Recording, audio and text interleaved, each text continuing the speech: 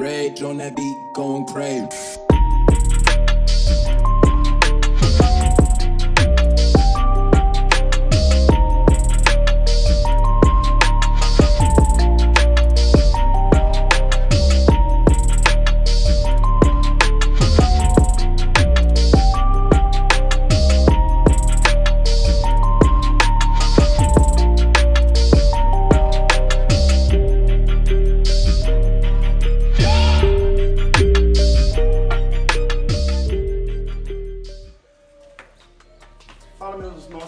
Seguidores, estamos aqui hoje com uma figura que logo quando eu mudei para essa cidade aqui eu vi que o sujeito era um cara fora da curva e aí eu pensei assim de cara, esse é o tipo... Não precisa babar muito ovo não, fala a verdade, a real pra galera aí. É louco, é? Eu tô falando falar a verdade, eu pensei assim, esse negão é metido. Esse negão aí é chato. É chato demais. Esse negão é chato. Chato, eu gosto de coisa boa. Verdade. Eu gosto de pessoas que agregam valor. Verdade. Ainda quero construir um homem empoderado, um homem que vai ser de alto nível. Por isso que eu sou chato. Por isso é chato? Demais. Você atribui a chatice a isso aí? Tudo que é chato é bom. Tudo que é chato é bom. Verdade. Vai lá na sua infância, a professora mais chata era a melhor. A que mais passava conhecimento é a gente que dava valor. O jogador de futebol, o melhor, o mais top, ele é chato, porque ele se dedica mais. Dá um exemplo aí de um Cristiano jogador. Ronaldo, robozão. Olha o que o cara treina. Dentro do alojamento dele, lá e dentro, na casa dele, nunca para. Disciplina, focado. Ele é chato, ele quer sempre o melhor. O cara é determinado. Determinado. Desafiador, sempre desafiador. Verdade, eu já vi uns vídeos do Cristiano Ronaldo que mostra que depois que termina o treino, ele ainda continua lá. Exato. Continua fazendo treino e todo mundo vai embora. Teve um dia que eu vi um vídeo dele, cara, o cara, o treinador, todos os jogadores fazerem umas 20, 30 flexões. Todo mundo tava lá fazendo as flexões, só que ele fazia flexão e dando tapa no ar, ou seja, ele fazia mais do que aquilo que o cara tava pegando, do que o treinador tava pedindo. Exato. Você acha que pro cara ser resiliente, pro cara conseguir bater mais forte nas metas, você acha que ele tem que fazer mais, ele tem que transbordar? Eu acredito que a gente sempre tem que buscar a nossa melhor versão e também buscar uma estratégia que vai nos levar mais longe. Também, às vezes, o cara tem muita força de vontade, muita determinação, mas não tem a estratégia certa. Então você tem que aliar as duas coisas, força com estratégia, força com conhecimento, para você chegar no seu objetivo final. Entendi. Top esse mindset, esse pensamento. Mas esse não é o papo de hoje, não. Eu acho que eu sei disso. Você quer papo para um outro podcast, a gente bater um papo sobre esse assunto aí. Mindset. Pois é, isso aí é um outro assunto. Nós estamos aqui hoje para falar sobre racismo. Delícia. Assunto polêmico, hein? Ah, gostoso falar sobre. Vamos falar? Eu adoro. Vamos falar de episódios, Sem vitimismo, sem... pensamentos relacionados a racismo. Tô de boa. Manda no peito do pai aqui, domingo sai jogando aí. Tá bom então. Racismo. Você teve alguns episódios de racismo na sua história? Eu acredito que todo preto, já passou por algum episódio na sua vida em questão racial. Já passou ou ainda vai passar, né? Já passou e ainda vai passar. Sobre questão racial. Só que eu não quero que você tenha uma imagem do que a gente vai, do contexto que a gente vai abordar aqui, que seja vitimismo, entendeu? Eu quero passar uma imagem para você de igualdade, de questões iguais. Eu acredito que todos somos iguais.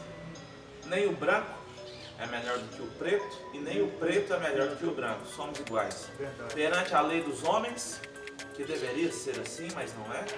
Mas na lei de Deus, que eu acredito, todos somos iguais. E na verdade aqui, ele que tem um conhecimento mais apurado que eu, entendeu? Eu sou uma cobaia aqui hoje. E o seu, Cobaia? uma cobaia, eu sei disso já. Mas o papai aqui, ele tá mexendo com o monstro aqui também.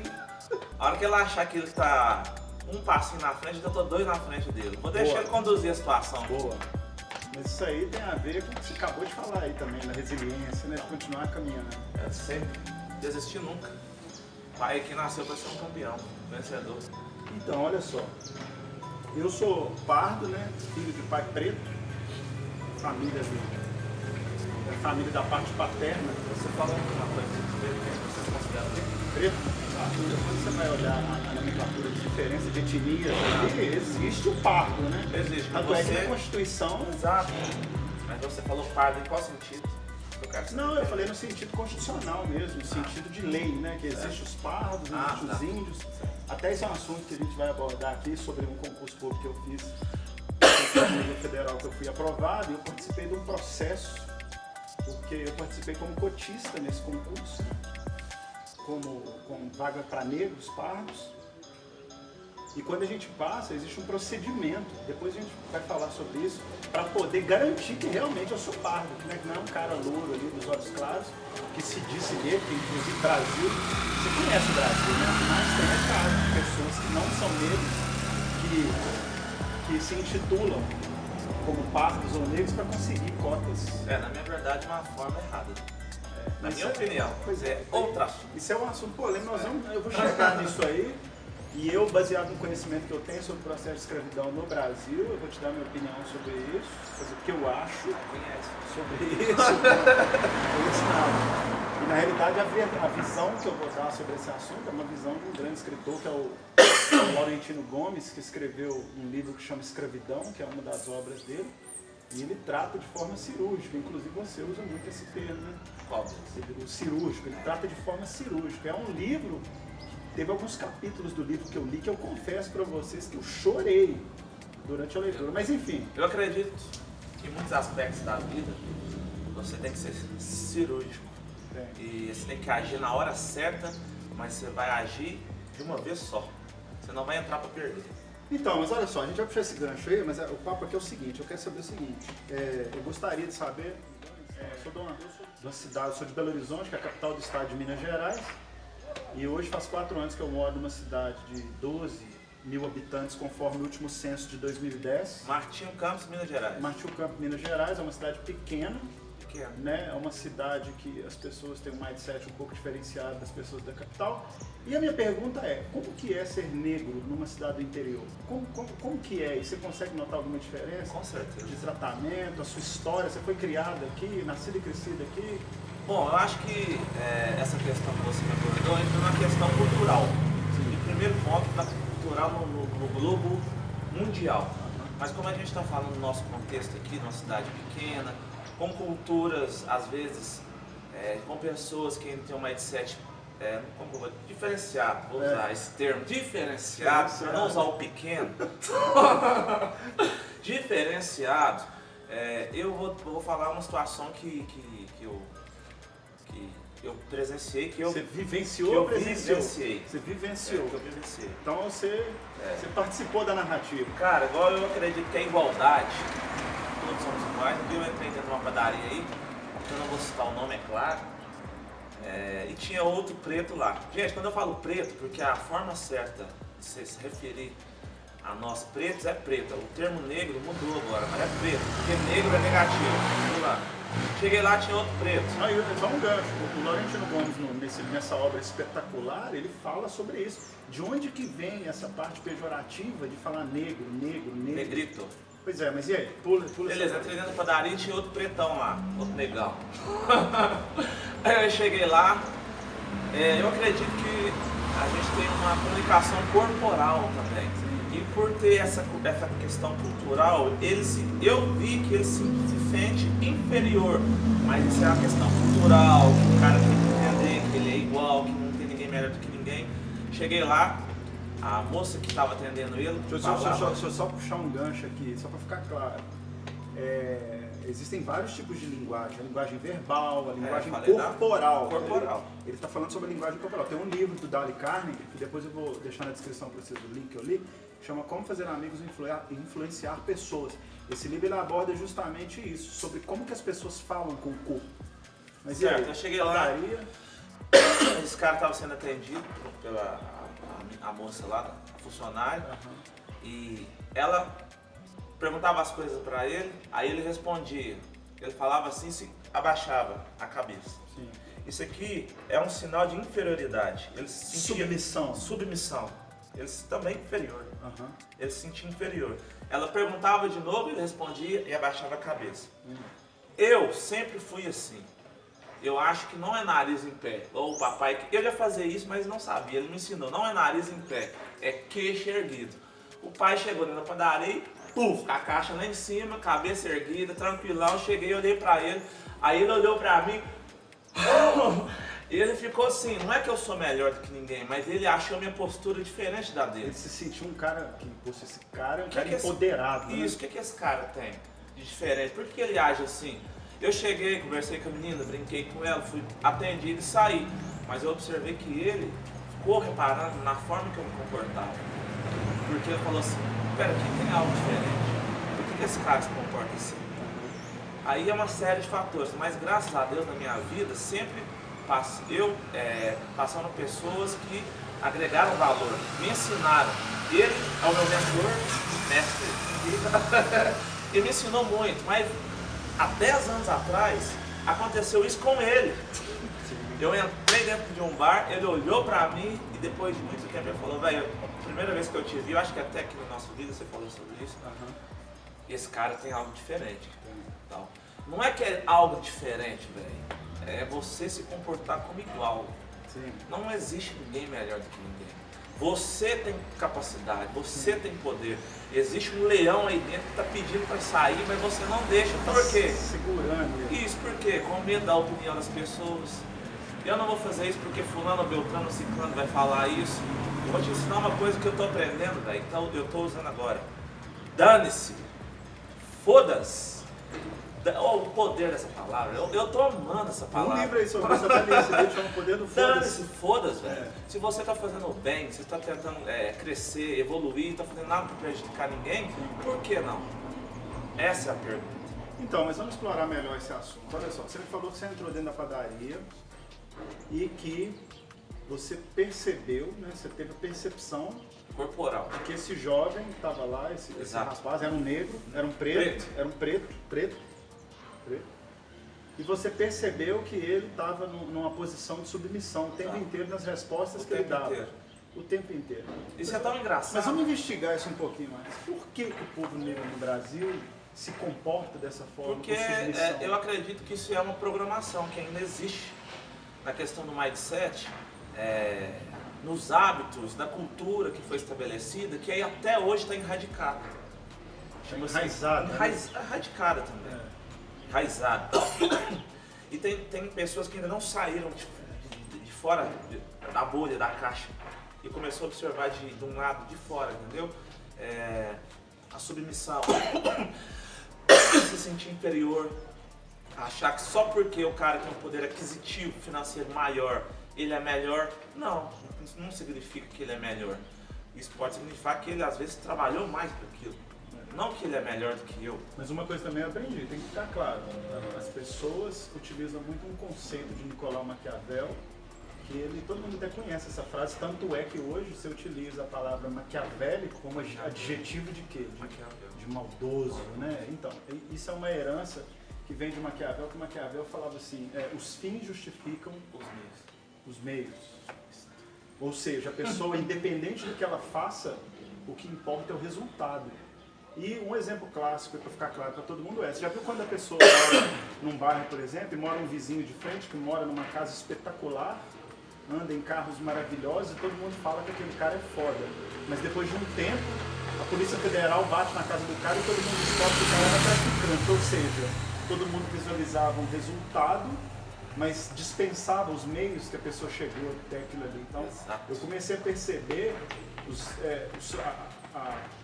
o conceito de sucesso para mim começou a mudar muito quando eu comecei a perceber isso aí. E tem uma coisa muito interessante que, velho, esse negócio de questão racial, da cultura, da história é tão interessante que quando o preto se submete, aí enquanto você tá se submetendo, tá legal. Tá legal, Tá isso. bacana, tá Tá top. ótimo. Mas quando você Você é um sai da caixa É. e não aceita isso, olha lá que preto metido, olha lá que preto É. tirado. Então, meu irmão, quando você estiver escutando isso, preto metido, preto tirado, você tá no caminho Está no certo. caminho certo. Você tá tomando paulada, É porque você não está aceitando o caminho que a Exato. sociedade construiu para Isso. você. E eu Mas não então, aceito. Mas vamos explorar um pouquinho mais aquilo lá.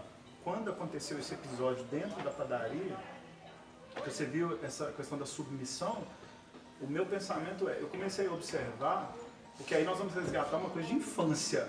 Por exemplo, vou te perguntar agora, quando você era criança, né, que você tinha lá, vamos pensar, 7 anos, 8 anos, quando você estava na construção, no processo cognitivo ali, quem que era a referência para você de super-herói? Você consegue lembrar? Consigo, mas não era preto, não. Não é pra você. Esse é o meu ponto. Quem era? Era Superman. Ótimo. Batman. Excelente. Olha só, essa construção de submissão, ela foi feita baseada no processo de escravidão. Por quê? Porque há 520 anos atrás, quando o Brasil começou o processo de escravidão, os negros, os pretos africanos foram trazidos para o Brasil com qual finalidade?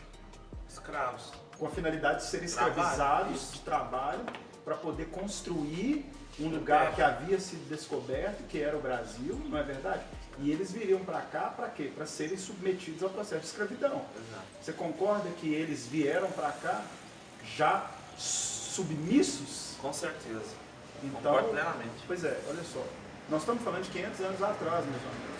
A abolição da escravidão no Brasil aconteceu aproximadamente 120 anos atrás. Se não me engano, 1888, 89. Foi quando a abolição, quando houve a abolição, a assinatura da Lei Áurea pela Princesa Isabel. Ok? Só que aí vem a pergunta. Quando é assinada uma lei, quando é dada uma canetada, aquilo ali culturalmente começa a funcionar a partir daquele momento? Não. Não. Absolutamente não. Vamos pegar, assim, é interessante isso que você falou, que tipo assim, foram 500 anos. Isso. Então, beleza. Dessa data que foi assinado, vamos supor, passou 300? Não, de trabalho, cento e poucos anos? Não. Ah, não, você tá. Não. Isso. A assinatura da abolição da aqui, escravidão foi aqui em 1889. mas foram quantos anos de trabalho escravo? Ah, foram 400 anos Calma, de escravidão. Certo, 400. 400. Assinou. Aí o senhor acha que para mudar isso, essa pergunta que você me fez, vai ser tão simples assim, 400 anos programados para serem escravos, para trabalhar e tal. Pois é, o meu ponto é esse. Hoje a pergunta é, quando você dá uma canetada, você faz com que uma lei entre em vigor culturalmente? Não. Concorda? Concordo. Volta aqui, João. Tô olhando, velho. Concorda? O que eu estou querendo dizer com isso? A princesa Isabel chegou e deu uma canetada falando que a prática da escravidão era crime. Só que a pergunta é, eu não me lembro dos números, existiam, grande parte do Brasil eram escravos ainda. Você tinha senhores brancos, que eram donos de engenhos de cana-de-açúcar, etc., que escravizavam, né, que eles ganhavam no máximo comida e um cantinho para poder sobreviver. Quando o processo de escravidão se tornou crime, a pergunta é, aqueles escravos que estavam presos no processo de escravidão e trabalhando, você acha que eles simplesmente saíram das fazendas e foram desbravar o Brasil ou eles continuaram trabalhando? Eles foram jogados à sarjeta. Eles continuaram trabalhando, os que escolheram não continuar trabalhando para ganhar uma merreca, eles saíram e começaram a montar os quilombos, né, que inclusive os quilombos foram montados bem antes disso, né, com os escravos fugitivos, mas aí os quilombos ganharam força e os escravos começaram a ir para os quilombos, certo? Quando chegava nos quilombos, que hoje, por exemplo, nós temos as favelas hoje, né, que chamam de comunidades, que vai trocando de nome ao longo da história do Brasil. Isso é muito interessante. Pois é, aí vai trocando. Então, esse povo que estava ali preso, sendo escravizado pelo Estado, porque nós já tínhamos o Estado no Brasil, existia a Igreja Católica, existia o Estado, e aí libertaram, sem um plano, um projeto social para os negros, sem nada. Então, tipo assim, não tinha estudo, não sabia ler, não sabia escrever, não sabia nada, soltaram os escravos. E o que você acha que ia acontecer com eles? E o processo de submissão é justamente por causa disso, cara, foram 400 anos de submissão. Nós carregamos no sangue da submissão. Por isso que a maioria dos negros do Brasil, eles são submissos.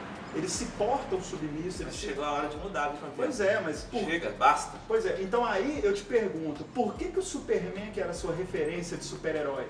Porque nós não tínhamos negros para terem como referência. A gente não tinha. Não tinha. A primeira vez que eu fui no cinema, meu pai me levou, eu tinha 8 para 9 anos, foi para assistir, adivinha qual filme? Superman. Então, olha que legal, que coisa que Quais são as cores da bandeira dos Estados Unidos? Vermelho, azul. Vermelha, azul e branco. Quais são as cores da roupa do Superman? Vermelho, azul. Tem alguma coisa aí, não tem não? Quais são as cores dos olhos do Superman? Azuis? Ou seja, qual que é a imagem idealizada na cabeça de uma criança negra que cresceu na favela? Que ser bom, que ser bonito, que ser um cara bacana, um cara sofisticado é um cara o quê? Branco e dos olhos azuis. Nós não tivemos estereótipo de pessoas negras.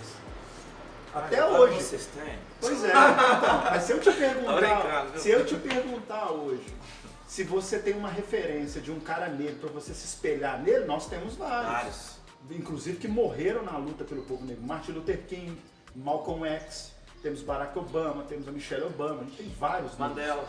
Nelson Mandela, né, que foi um cara que ficou preso vários anos. Eu gosto de os atletas também. Eu gosto atletas também. Atletas foram muito perseguidos, sobretudo na Segunda Guerra Mundial. Inclusive esse gesto aqui, de punho cerrado, foi constituído, o símbolo, né, da luta contra o racismo no esporte. Eu estava vendo um vídeo e estudando sobre isso também, que foi um atleta que era negro e não aceitava a Constituição que é estabelecida ali. E ele fez esse gesto nas Olimpíadas e ele foi banido pelo comitê da organização, ele foi banido. Isso foi na Alemanha, não? Foi eu não me lembro. Eu lembro que tinha um corredor negro que chamava Jesse Owens, que ele ganhou as Olimpíadas na Alemanha durante o regime nazista. Ele foi banido por causa desses gestos que significa contra o racismo e o preconceito. Foi encerrado, né? Então ele foi banido por causa disso. Mas hoje nós temos vários negros que podem ser usados como referência. Você quer um exemplo clássico do empoderamento negro fora? Na década de 90, quando começou aquele movimento hip hop nos Estados Unidos, de 85 para 90, só eu terminei esse gancho aqui. O movimento hip hop nos Estados Unidos, o que os caras fizeram, né? Eu posso citar nomes. Jay-Z, que é um cara que é muito conhecido hoje, mundialmente. DMX, que é um cara que já não está muito aí. Existia um grupo de hip hop que eu usava como referência na minha adolescência, que era o Wu-Tang Clan. E existia o Public Enemy e outros. Esses caras, o que eles produziam nas músicas deles? Se você lembrar dos clipes de hip hop antigo, o que eram os caras?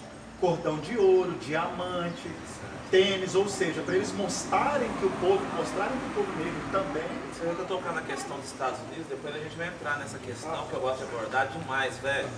E eu me sinto como um deles, sabe? Logicamente que eu tenho que aprender muito ainda. Mas eu fico muito feliz com o comportamento do negro americano.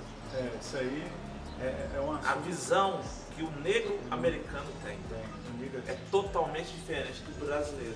Pois é, mas isso aí está justamente ligado à questão da submissão e dos escravos que foram trazidos para o Brasil. Olha eu falando errado aqui, velho. Negro não, preto americano. Preto, mas isso aí é porque está enraizado na cabeça. Então, esse lance dos negros, dos pretos americanos terem um mindset diferenciado aí está relacionado ao processo de submissão. Porque a forma que os pretos foram escravizados nos Estados Unidos, durante o processo da Guerra Civil dos Estados Unidos, é completamente diferente da forma de escravidão aqui do Brasil. Muito diferente. E outra coisa também que eu tinha curiosidade, você já percebeu que o biotipo dos negros americanos, dos pretos americanos, é completamente diferente do biotipo dos pretos brasileiros? De quê? Isso eu não sei. Porque no processo de escravidão, os americanos selecionavam. Porque é o seguinte, a África é um continente gigantesco, com vários países. Isso é interessante, eu não sabia. Pois é, vários países, e os americanos decidiram que queria escravos de uma determinada parte da África. Os americanos escolhiam. Os americanos escolhiam. Eles foram lá e esses aqui são melhores. Isso, esses aqui são melhores porque eram maiores, eram mais fortes. Tanto é que os americanos, a média de estatura dos negros americanos são bem maiores que os Estados Unidos. Então foi uma decisão entre pessoas de virar e falar: nós queremos somente escravos do norte da África, por exemplo. São mais fortes. Nós queremos e pagamos até mais caro por isso. Inclusive eles pagavam mais caro pelos escravos que vinham, se não me engano, de Angola. Então eu sei que eu não posso falar isso, está errado sendo passado. Então o americano até na escolha é melhor que o brasileiro. Até no dedo, o dedo dele foi melhor para poder escolher. E isso é uma coisa também que sempre me intrigou, porque eu pensava assim, cara, por que os negros americanos são mais fortes? São todos fortes e grandes. Jogadores de basquete. Pois é, aqui no Brasil, se você vê um crioulo, um preto de 2,5 metros, você fica raro. assustado. É difícil. Mas nos Estados Unidos, se você normal. andar por Nova York, andar por Miami, você Toda vai ver negro. Velho, você vê o quanto que a cultura é importante. Pois é. Você vê 500 anos atrás, você reflete aqui. Reflete aqui. Esse processo de submissão, tá, gente? Isso é uma interpretação. Acredito eu, que porque eu sou preto, então eu acredito que esse processo de submissão é uma falta de empoderamento por parte do negro e é uma herança genética que vem ali do processo de escravidão, desde quando a África é escravizada, que foi espalhada. Nesse livro do Tolentino mesmo, cara, ele explica e fala sobre como a escravo era tratado aqui no Brasil, como que ele foi tratado. A lei Áurea foi assinada 100 e poucos anos atrás e tem uma informação que o seu queixo vai cair. Você sabia que o Brasil foi um dos últimos países do mundo a assinar a lei de abolição da escravidão? Então, hoje as pessoas não admitem, mas o Brasil é um dos países mais racistas do mundo. Com certeza. É um tipo de racismo velado. É uma coisa disfarçado. Isso, com conhecimento você consegue perceber, eu particularmente consigo perceber com comportamentos corporais. E numa cidade pequena ele é mais disfarçado ainda. Eu vou usar uma ditado popular, ele é debaixo da mesa.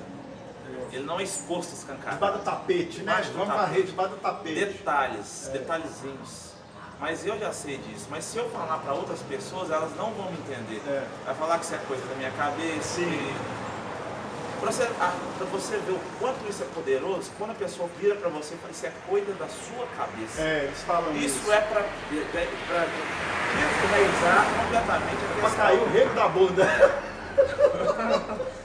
É de baixo, é disfarçado, é implícito. Isso. É implícito. Toma. Entendeu? Sutil. Então, agora nós falamos do problema e uma possível solução. Como que a gente tem que poder transmitir para o povo preto no Brasil, né? Sobretudo as pessoas que não sabem, mas ainda se encontram no pensamento submisso, como que a gente pode contribuir para que isso melhore, que as pessoas não tenham e consigam, como você falou, né, que você citou ali, falando que existe uma diferença muito grande entre nariz empinado e queixo erguido. Como é que a gente pode contribuir para a comunidade, para o povo preto no Brasil, para que eles aprendam a andar de queixo erguido? O que a gente pode usar? Eu acho que a primeira questão é saber a nossa história. Sim. Nossa, aí... Saber de onde que a gente JP Suplementos mereceu um merchandising aqui agora, hein? Tá louco? Eu acho que a primeira... É, papai, hein? Eu acho que a primeira coisa é ter conhecimento da história, sabe Isso. por quê? Porque daí você vai entender o poder que você tem. Exato. Saber que somos todos iguais, sabe? E também saber o potencial que Deus deu pra nós. Eu falo isso, não é em questão de velho, somos iguais, somos. Mas eu agradeço muito a Deus pela genética que Ele me deu. Agradeço a Deus a saúde que Ele me deu, a força que Ele me deu, o potencial que Ele me deu. Esse poder de resiliência. Resiliência, entendeu? Isso que é interessante, cara. Olha pra você ver, se o negro, se o preto apanhou tanto, E apanha até e hoje. apanha até hoje, imagina o poder de resiliência que foi, se foi programado para ser submisso, também foi programado para aguentar o tranco. Aguentava, porque... Entendeu? Então imagina a força que você... Então, uma série de fatores positivos. Que isso, se você parar para pensar, você tem muito potencial. Então, abordando isso aí um pouco mais, então quer dizer que esse processo de submissão, então, nós aprendemos aqui hoje que é um processo cultural. A solução proposta é, a primeira ferramenta, que eu acho que você falou, você tirou da minha boca, é conhecimento. História. A história. Gente, eu gosto muito de matemática, minha formação é na área de engenharia, no entanto, eu sou alucinado com história, porque a história filosófica... Se você sabe de onde você veio, sabe onde você está e sabe onde você quer chegar, ninguém te segura. Eu não posso esquecer das minhas raízes. Meu presente é aqui, mas eu sei aonde que eu quero chegar. Pois é, olha só. E essa questão da pessoa ter o conhecimento é um dos primeiros fatores que fazem com que ela entenda a condição dela, igual você falou, onde ela está e para onde ela quer chegar. Então, o fato da pessoa adquirir conhecimento, por exemplo, esse livro que eu li do Laurentino Gomes, que é o Escravidão, que é o primeiro volume, ele é um trabalho, uma obra espetacular, que ele decidiu escrever 3 obras, onde a primeira delas é a Escravidão, que eu li, ele lançou agora em 2020, nós estamos em 2020, né? E a proposta dele é lançar o segundo volume em 2021 e os 2 em 2021, os 2 novos. Foi um trabalho que ele fez durante 7 anos, viajando no continente da África, viajando para a Espanha, para poder levantar documentação sobre o processo de escravidão no Brasil. E nesse livro, gente, é um livro de, eu não me lembro quantas páginas, deve ter 280, 290 páginas o livro, mas é um livro tão rico, mas tão rico, que, sinceramente, se a pessoa tiver que estudar no ensino médio, história no ensino fundamental, e ela tiver que escolher esse livro para ela entender o processo de escravidão, porque ela vai conseguir ter um entendimento muito grande de tudo que está acontecendo hoje com o povo no Brasil, com a comunidade do povo preto no mundo. E a prova disso, que o racismo existe de forma maciça, é que há pouco tempo atrás teve um movimento nos Estados Unidos, você viu? Que o povo estava fazendo marcha. Há pouco tempo não. Há pouco tempo é um ano agora, né? O povo fazendo marcha nos Estados Unidos, propondo marcha como é que é? Marcha do movimento branco. Aí teve um lance lá de quebrar a estátua, teve um cara que atropelou um monte de gente também.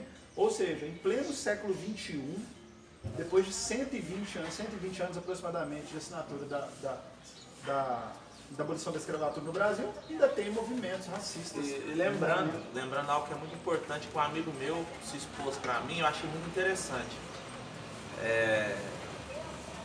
A questão da igualdade. Olha pra você ver como que isso é interessante.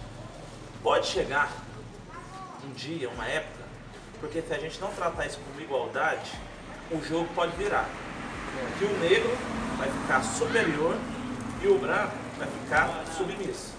Mas a questão não é essa, tem gente que vai sentir isso na pele, e achar que isso é muito forte. Mas você não aborda e fala sobre igualdade? Como é que você tem esse pensamento de achar que o povo preto pode... Calma. Por quê? Porque a minha opinião,